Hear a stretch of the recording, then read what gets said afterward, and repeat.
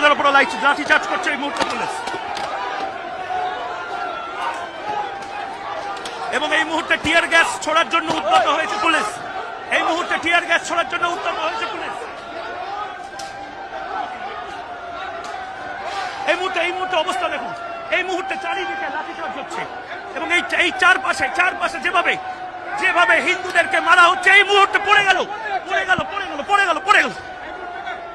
এই মুহূর্তে রক্তারক্ত অবস্থা হয়ে গেছে, রক্তে ভেজে যাচ্ছে হিন্দুদেরকে।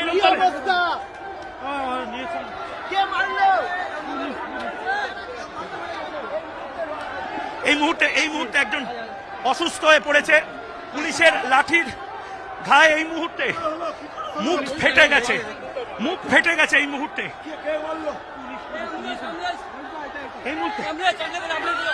আমাদের কাছে গেরুয়া পুলিশ